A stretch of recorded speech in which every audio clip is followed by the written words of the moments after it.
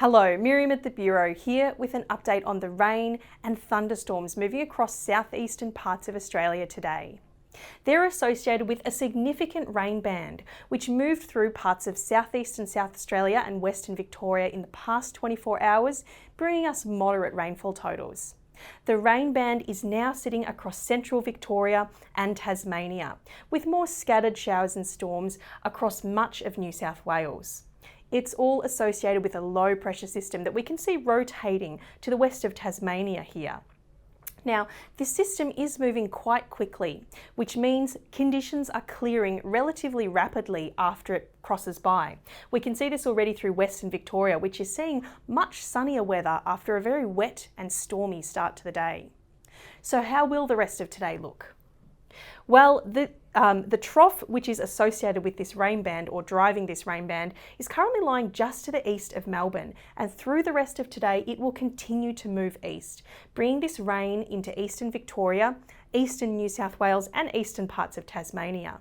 A few patchy showers behind the trough, but generally we'll see clearing conditions, particularly across the mainland of Australia for areas including the Melbourne metro area.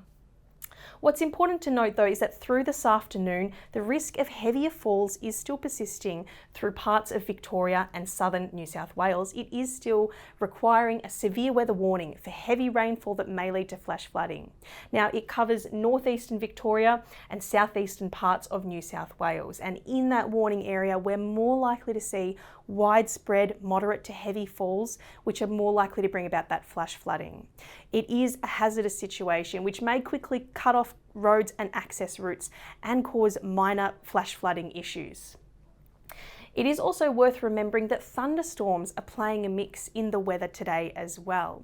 They're largely isolated to scattered at the moment, but they do have the potential to become severe, bringing further heavy to locally intense rainfall and more flash flooding, as well as damaging winds and the risk of large hail.